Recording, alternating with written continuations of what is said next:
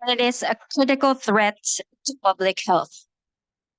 It is fundamentally flawed, inequitable, environmentally unsustainable, and undermines the crucial international targets such as the SDGs, the Paris Agreement, and the Kunming Montreal Global Biodiversity Framework.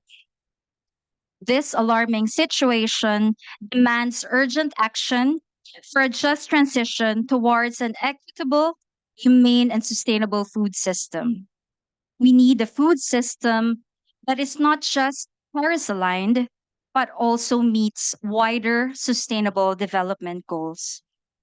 This session, co organized by World Animal Protection and the Center for Biological Diversity, or CBD, will discuss the three levers identified in a white paper titled The Just Transition from Industrial Animal Production to Equitable, Humane, and Sustainable Food Systems. This white paper was co developed together with a coalition of organizations dedicated to ensuring a just transition away from industrial animal agriculture. In the next slide, you will see next another a QR code which takes you to the full paper. On the seats, you will also find an executive summary of that paper. And what we are trying to do with these discussions here at COP is to consult further with different organizations on this. So today, just to also bring the perspectives of experts in these different levers, we have today three speakers. One is still catching up because he is still in the negotiations, but we have with us our two speakers here who will share their experience, views, and perspectives on this. Our first speaker is Rune Christopher Drasgeil, Secretary General of the Vegetarian Association in Denmark, who was involved in the development of Denmark's National Plant-Based Action Plan. Rune is also a board member of the Danish government's recently established the Plant-Based Food Grants. In a little while, he will cover the first lever, which is on shifting towards plant-based diets. Rune, welcome. Thank you for joining us. Thank you. So this first lever is actually talking about in countries with high per capita consumption of animal products, we are encouraging a transition towards plant-centered diets. This shift not only benefits public health, but also frees up land and resources to support diversified agroecological production systems. And later on, he will talk about the Danish government's plans to do just that. Our second speaker, welcome, Mia, is Mia MacDonald, Executive Director of Public Policy Action think tank, Brighter Green. Brighter Green was also involved in drafting the paper as part of the core team. And Mia will talk about the second lever, which is strengthening food system governance. It's about challenging dominance of multinational corporations over the food system and holding them accountable for their social and environmental impacts. So, I will introduce our third speaker, hoping that he can join us later. But our third speaker is Sena Aluka, who is an agriculture negotiator for the government of Togo. And Sena will talk about the third lever, which is around promoting agroecological practices. So, without further ado, to open this conversation this afternoon, let's start off our fireside chat. So, Rune, last month, the Danish government published a national action plan outlining how the country can transition towards a more plant based food system, just as this white paper recommends. So, Denmark is the first country to do so. Could you please explain the rationale that has led the Danish government to take the lead in this transformation? Yeah, and thank you very much for the invitation, Angel or Angel. So think we can distinguish between first, I can explain briefly what does it actually say, what does the government write as a motivation in this action plan. Then also I can briefly touch upon what were some of the motivations leading up to it. But when you simply read this action plan, it is a 40-page document, a national action plan for plant-based foods, and the first sentence is plant-based foods are the future. Then further on in that introduction, the Danish government lists climate challenges, environmental issues, water pollution, war in Ukraine and how it affects food security, and also health and nutrition concerns. And then it concludes that introduction by saying plant-based foods is a part of the solution to all these challenges. So really the government recognizes that there are multiple reasons for why a country should make a national action plan, and it lists all these reasons in the introduction. Then you can, of course, say, how did you actually get to the point where this was recognized by the government? It was important with, in 2019, there were elections in Denmark, national elections, where there were massive climate demonstrations ahead of those elections. And this ended up with Denmark committing to a 70% CO2 climate reduction target for 2030. So that target became so high because there was a massive pressure from especially young people demonstrating ahead of those elections. And later on, the parties were then negotiating over that target. And having such a high emissions reduction target, but also still being the country in the world with the highest animal production per capita and a very high level of meat consumption per capita, means that obviously there is a dilemma there. Because if you have such a high reduction target, but you also have a big livestock sector, you will encounter some dilemmas. So for some years, those were mostly set aside as dilemmas, you can say. But then actually separate from this, then the Technical University of Denmark were doing revisions of the dietary guidelines. And what happened was that they looked into the Eat Lancet Commission. You know, there's a global average planetary diet, average recommended diet for the world. Of course, we should not all eat the same, but as an average recommendation. And the scientists at the Technical University of Denmark made a Danish version of the Eat Lancet diet. So having those dietary guidelines created an environment where talking about, you know, this Lancet dietary guidelines means that we should basically eat a third of the amount of meat we are currently eating in Denmark. So these things gave a context that then gradually multiple stakeholders were brought together. At the Vegetarian Society of Denmark, we did create a formal network for professionals. We managed to get the conventional farmers became interested. Even though they produce a lot of pork and dairy, they were also interested to see where is this plant-based opportunities, where are we heading? And bit by bit, more and more stakeholders went into this, particularly to see the market potential, the possibility for innovation, and how Denmark's role could fit into that global equation of new innovative products. And with all this, suddenly, Denmark ended up now doing this, establishing this fund for plant-based foods with 100 million euros and a national action plan for plant-based foods, where it's explicitly is written also that Denmark would like to inspire other countries as well, because obviously Denmark is just a small country in a big world. Trying to see itself to set an example for countries with big animal productions, in what direction we might be able to head in the future. Thank you for that overview, Rune. We have Senna here, so I'd like to invite you to join us in the panel. Thank you so much for joining us, Senna, and welcome. No worries. Yeah, so I just wanted to pick up on one of the points that you mentioned earlier, which is around bringing together these diverse stakeholders towards developing this plan. Can you talk a little bit more about how government led that process?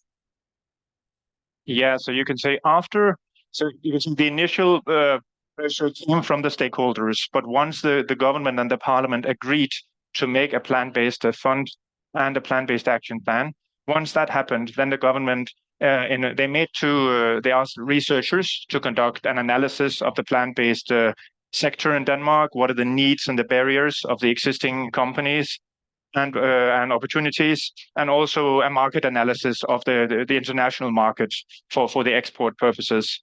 Then they made workshops where they invited stakeholders. So they invited people all the way from farmers, again, to food companies, startups, big companies, industry organizations, kitchen professionals, NGOs, people working with taste and texture. A lot of people from the food spectrum were invited. And out of these stakeholder workshops and other input, people could also send by email their input. Out of that emerged a general agreement that, Denmark currently does export around 85% of its agricultural production, which is dominated by animal products. So if you want to, you need to definitely also focus on exports. But in order to build up a situation where we can export something, we also need to stimulate the domestic market. So there was quite an agreement that we need to remember the demand side, to stimulate the demand through educating and training the chefs, looking into how we can reform some of the existing food educations at universities, but also at lower level of educations. Like, again, throughout the system, you can say, building competences around people, around the professionals who need to make this transition possible. And even the embassies have been told in the action plan that they should also focus more on exporting plant-based foods.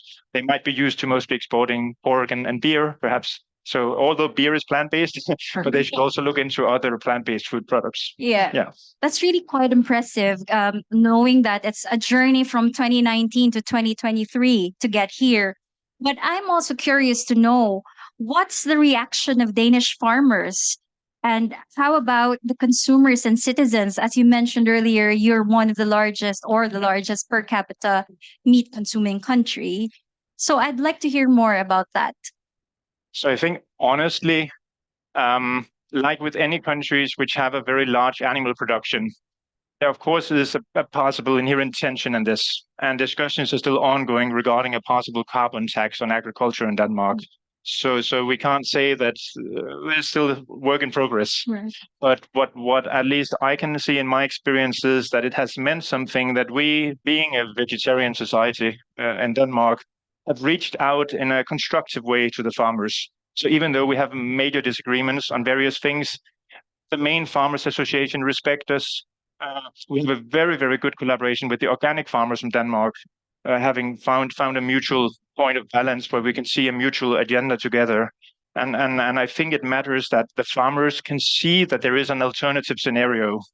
If they just feel they're being pushed out of business and no one cares about what happens with them, that's a big problem. Right. And that's the risk that you can see possibly in other countries.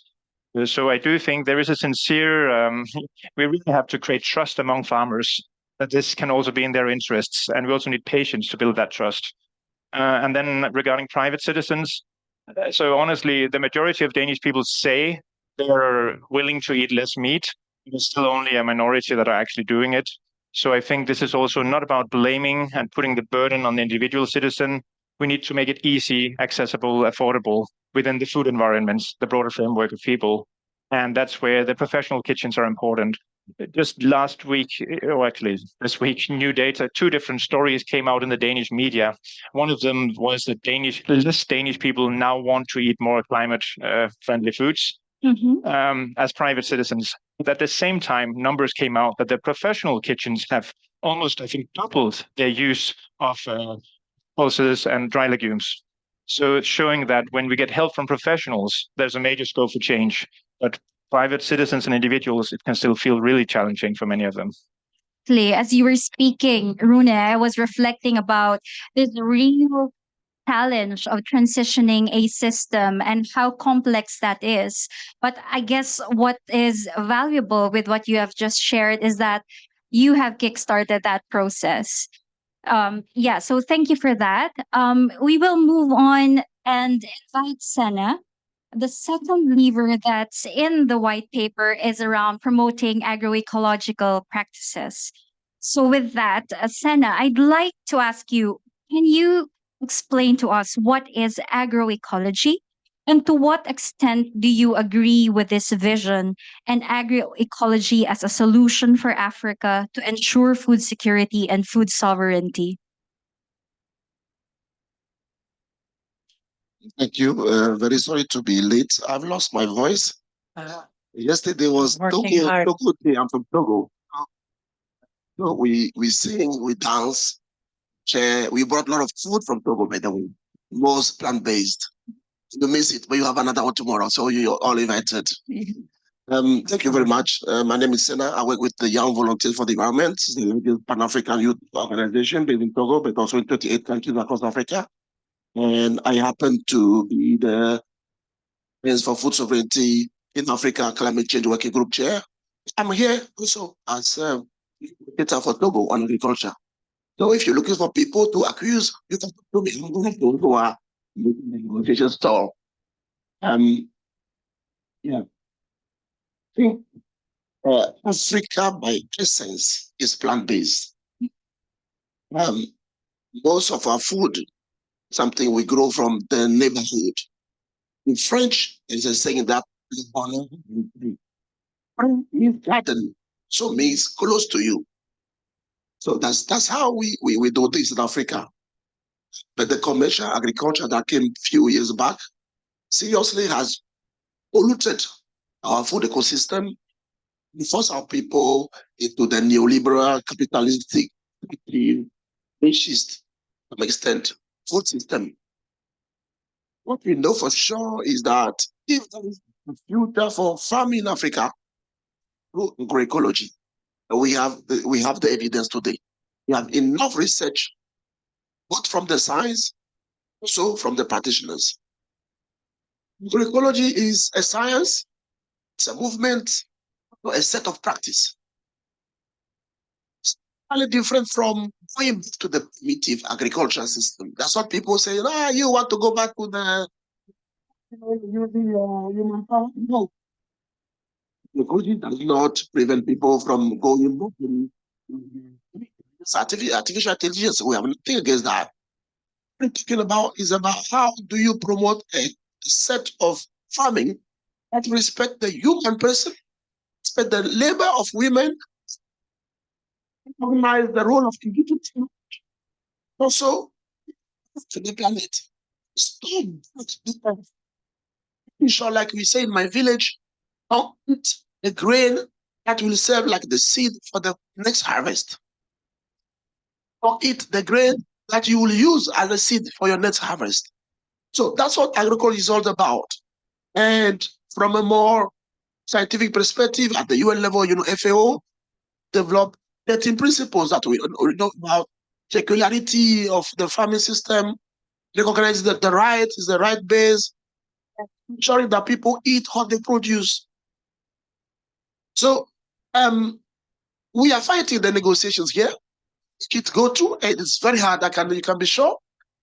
And our colleagues from the northern countries pushing for nature solution, pushing for digital farming, pushing for kind of things. We talking about how do we restore agriculture? Is feeding Africa, the small scale farmers. Some of them rely on agroecology, and some of them make it. Ecology comes a as well today. Especially in the plant-based ecosystem, we are more calling for.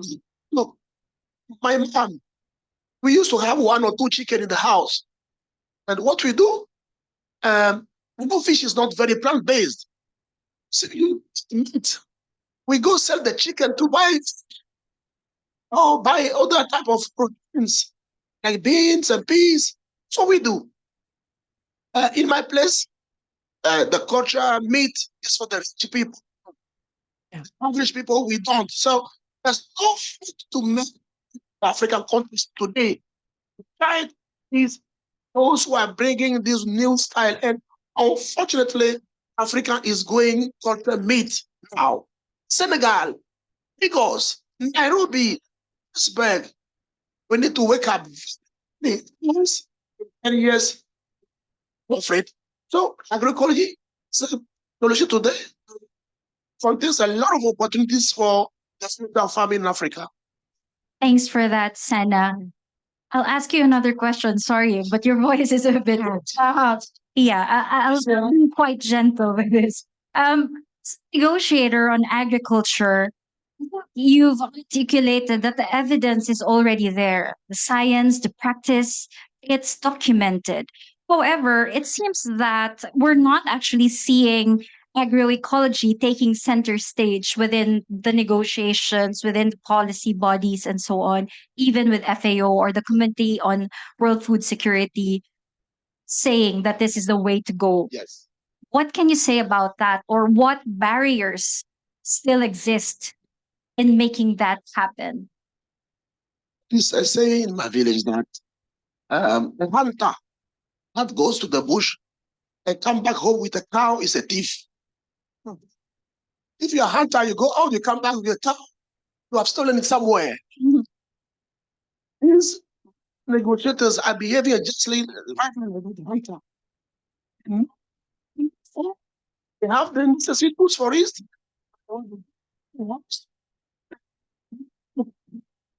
Meat. They come back with a cow that people know they have not found in the bush. I think there is a serious situation here about confusion, frustration, disappointment. I think for most of us, this big jamboree, these big negotiations, in French we call it animation. It's just to make people move, like if someone is hungry, showing good pictures of food. So what is happening here? All the negotiators in the room know exactly what need to be done. Agriculture become a real vehicle for climate action. Everybody knows that. Why there's no movement? Because of the system. The system will not allow negotiators to really impact in terms of changing the information that we are calling for. Last week, when we finished the negotiations, and the chair said, okay, now we didn't find any agreement. So the African Group is calling for a new governance model that push agriculture to become something very concrete, go from talk to implementation. I understand our colleague from EU, from the West, say, no, we don't want to create a new governance, just stick to here, jobs. Africa say, there's no governance system. It's negotiating. I say, oh, we don't want to create another new thing because I know they are afraid of, I don't want to hear about the new agriculture fund. That's out. They don't want to hear about the loss damage fund, security, and the agriculture fund within the private arena. It's all about nothing else. So, and at the end, and I was surprised to hear our colleague from Norway say, I'm very disappointed. Very disappointed. So I asked myself, people in this room, is disappointed. Unfortunately, we're going to go to Bonn to continue the same negotiations. It's a real pity for myself, for my people, for communities all around the world, in the north and also in the south. If there is a solution, I think it lies in citizens' movement. Citizens' movement. We need to bring people to our voice are needed here.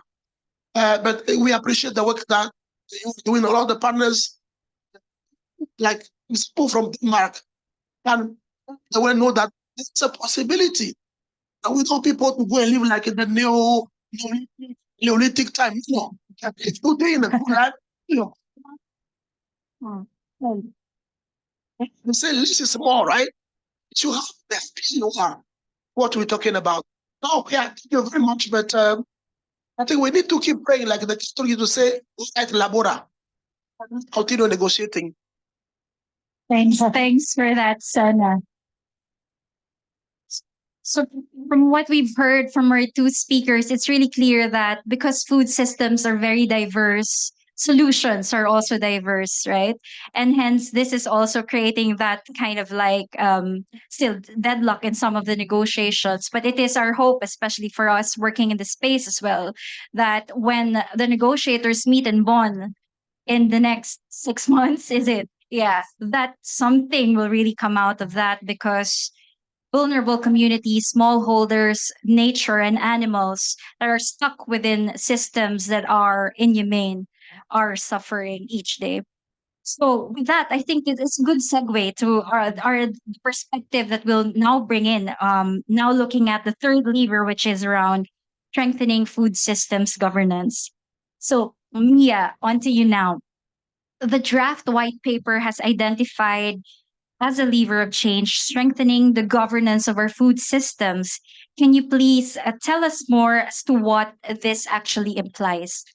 Yes, thank you so much, Angel, and to my colleagues here. And just to say, I think Runa and Senna, you also brought forward ideas about how do we change food systems governance? How do we improve it? So you've helped me make my case here. And Senna, maybe you can help get systems in the global stock take, because we heard last night 140 countries signed on to the Leaders' Declaration on Food, not one their placard up to say, where is food systems in this document? So maybe we can leave it to you. But I appreciate what you both have said, you and your delegation. I also just want to acknowledge negotiators work so hard at these conferences. We know that, but we have more freedom, those of us in civil society, to go get the plant-based food and get a coffee when we want to, mostly. And for you, I know it's like racing, not sleeping, grabbing whatever you can. So there's water down there for your voice too.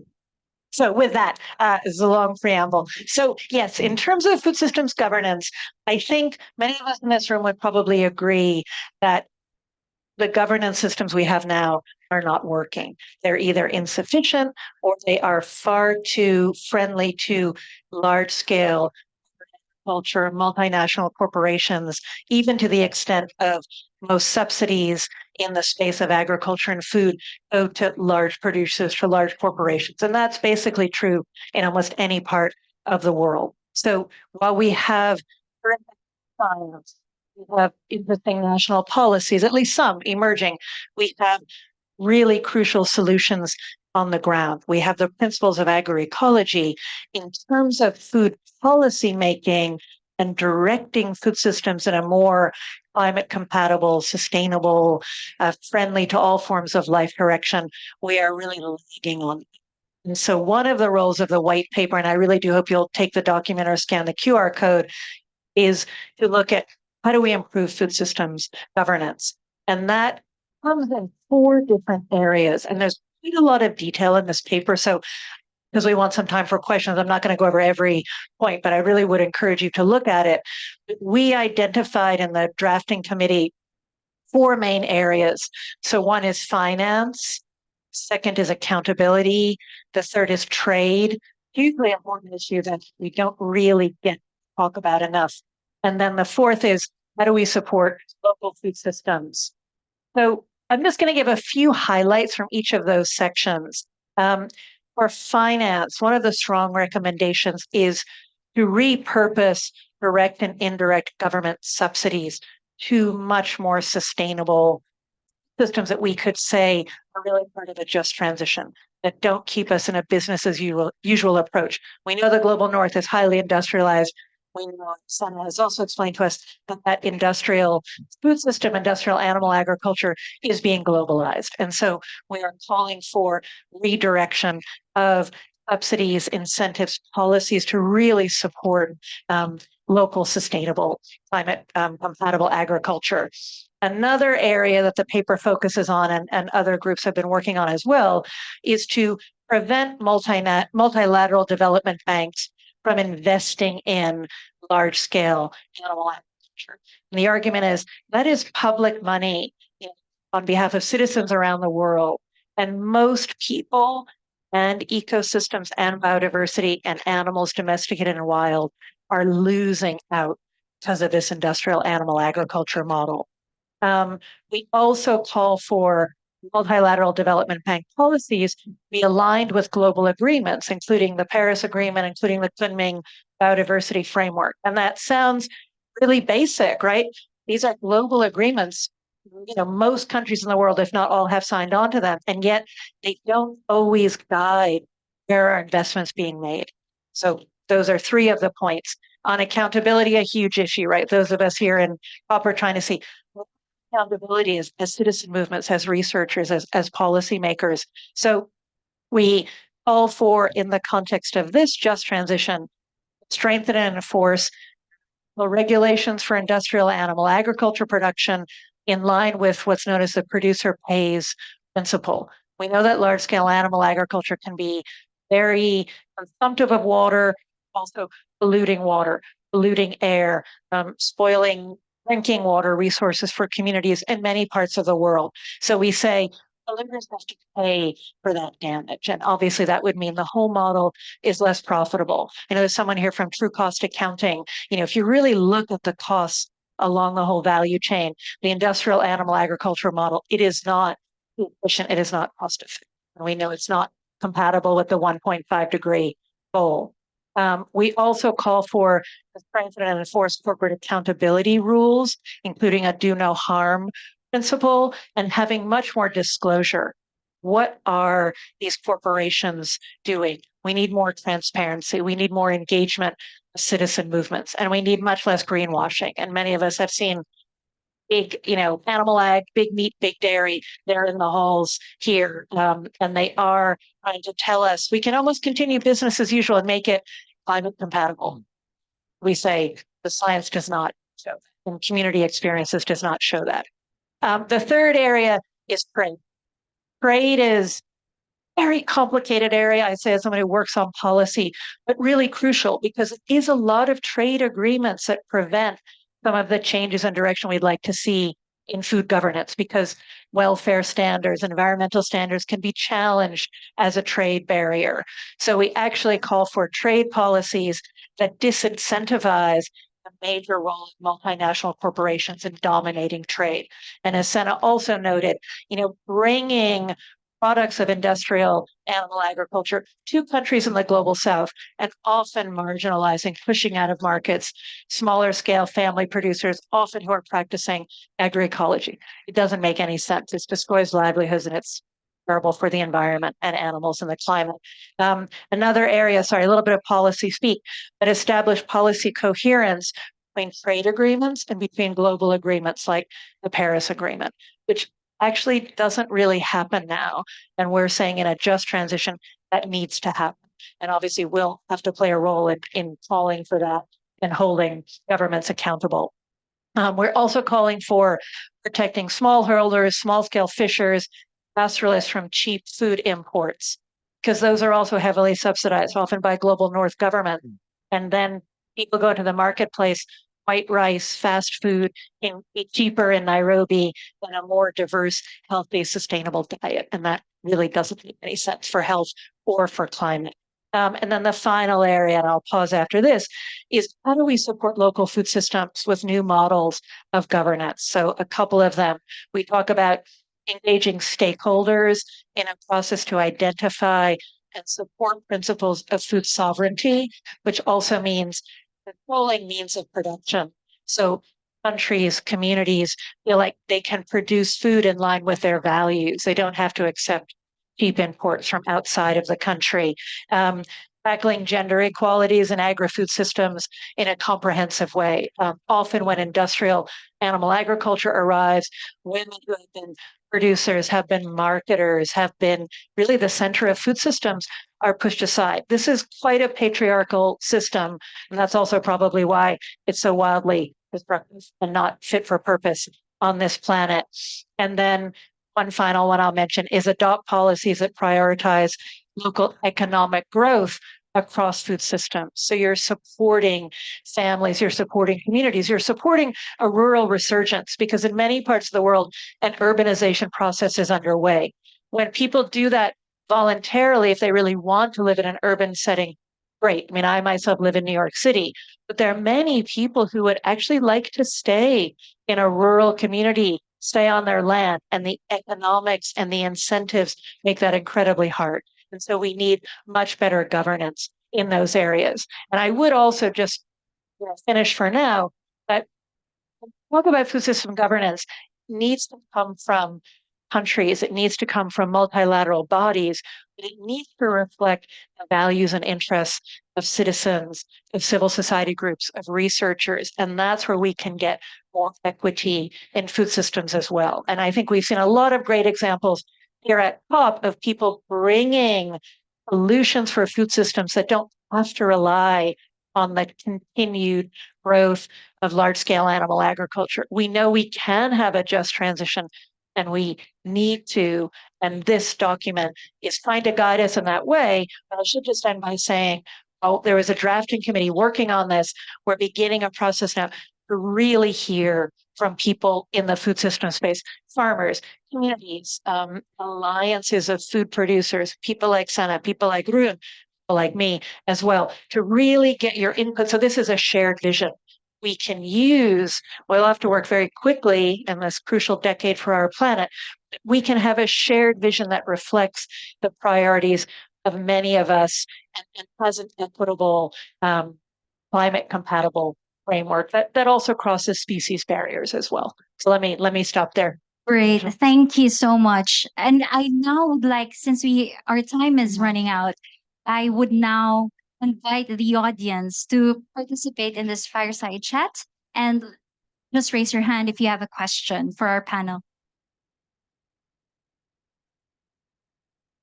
Question or a comment, right? Or feedback. Yeah. Feedback is very comment. much welcome. Yeah, first of all, I want to thank you all because it's been an incredible panel and so refreshing to hear all these arguments from all these different sides. It's just like about to cry almost at some point, you know.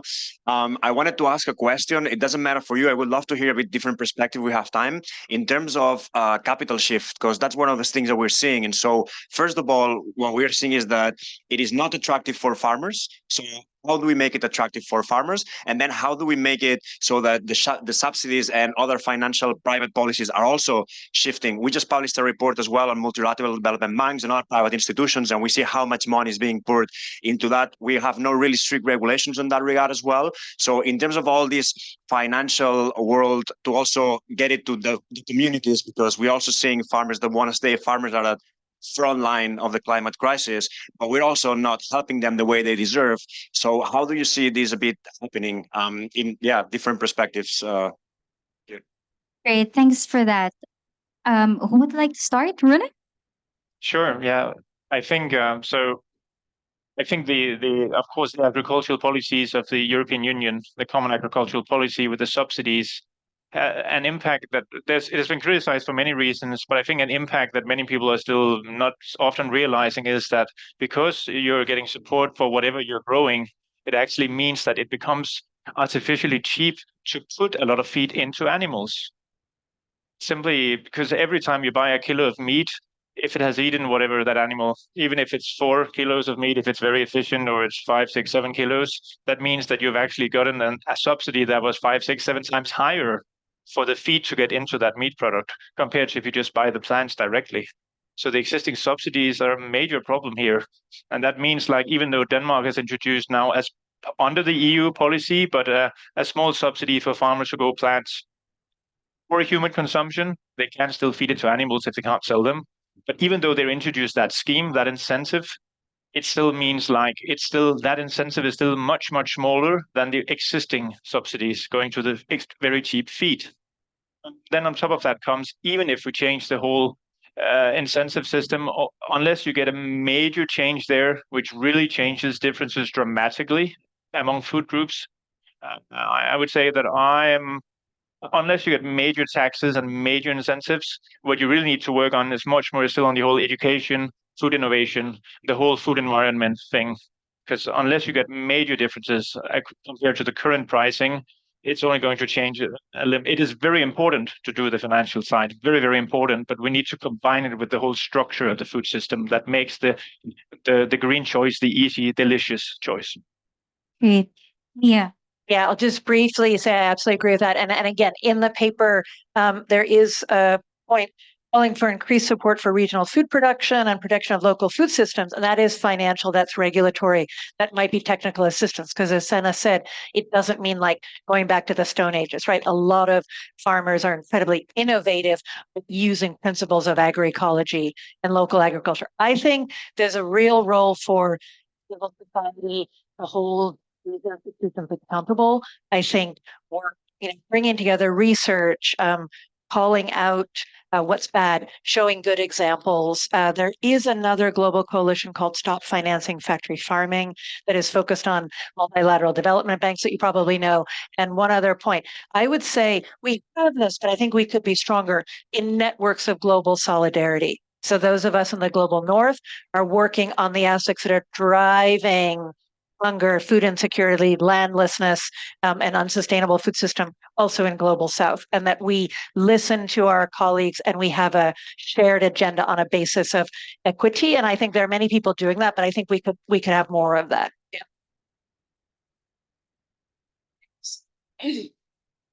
If you like soccer, then put agriculture versus climate 84. So you know that agric is responsible for 30%. But how much is getting in terms of investment? Only 4%. 10 years ago, the total amount of investment in agriculture to agroecology was 2.1%. Today, we are 0.17%. So we have, in terms of investment, agroecology. So we have a real situation here. Not only we don't have the money for agriculture, but if you are to support small-scale farmers, it's even worse. For agroecology, it's even worse. And that's why African governments are promoting new food policy. That's why I think like the civil society have a voice to make sure that the new food policy are being taken, whether it's EU level or African Union level, are very compatible with what we're talking about here. Very, very important. And we need to find some ways to incentivize our farmers, those who are doing that. Because in our place, there's no way you can compete with rice, tomato outside. They're very much cheaper. So farmers are sometimes obliged to eat meat, to go and sell their local chicken, to buy imported chicken. It's the same in the rice. Those who produce local food, local rice from Thailand, rice from Vietnam, the local rice, because that's too much expensive. Even from the farmers. So hungry in the foods today. Our place, farmers are hungry. It's not acceptable. And you are right. That we need to look at. And beyond it one, the coalitions, we support us, government and like African group negotiators, sell all that, finish. You can't transform a system that has not been decolonized. The system is still like in 1920, we have been colonized. So unless you root, a disease from now, I'll sell our. See, we all go plant. So tell them to come to the net. Here. Thank you. Thank you so much to our panelists. We're right on time, but I wanted to end with one final question. Very, very quickly, a sentence or two. After all that we've discussed today, what is it that gives you hope? Lester, this way. For me, like my friend Yar Bentra, the guy who produced Home, they said it is too late to be pessimistic. That's Who a have good been one. pessimistic a long time ago. Yeah. Now it's too late. I was working with my colleague now. People ask me, why do you go to the top? I hope that humanity wins. It's the only space where everybody has a voice. It's not yet perfect. At least that spoke, Lesotho can say, I disagree.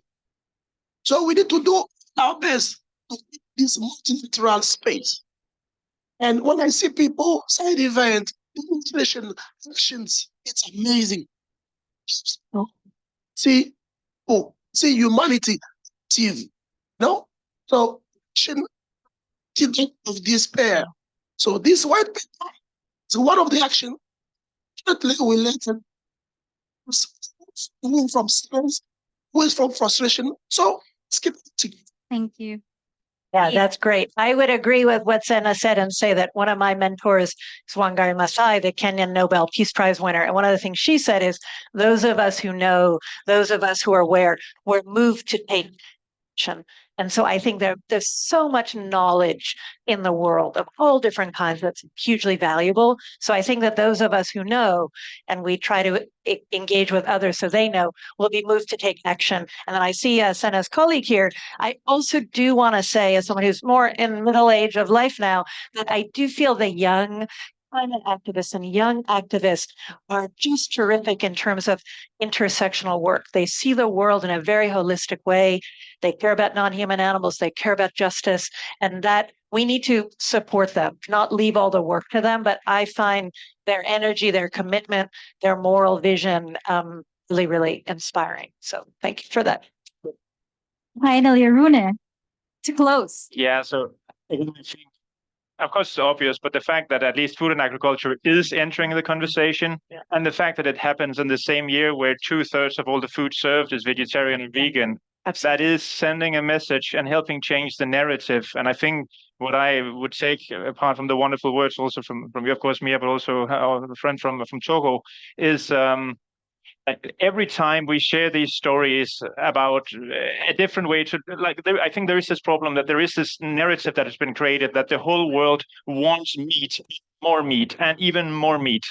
And that narrative itself is reinforcing. So just stopping that narrative is extremely important. That's why your words are so wonderful. And I can say some weeks ago, I was in China attending a plant-based conference there. And I think the thing that made the biggest impression on me there was that for the fellow Chinese people there, it was very important to hear that the story, they had grown up with the story that people in Denmark and Europe just want meat, and only meat. So for them, it was important to hear that, now our government is trying to move the diets in a more plant-based direction. And for me, listening always within Denmark to our dairy and meat companies telling that China just wants more meat, it was refreshing to bring back stories of a large number of young, bright, innovative Chinese people who are totally on the plant-based agenda. So I think we need these stories across the world to change that narrative. And thank you so much also for yours again. Thank you. Yeah, very good. Thank you so much. Thank you, Thank you Angel. once again, Rune, Senna, Mia. That was a fabulous panel. And yeah, we have food and reception outside. We can also interact with the speakers there. But we'd like the photographer to just take one. Thank you, Angel. Oh, thank you. Great work. Thank you. Thank you so much.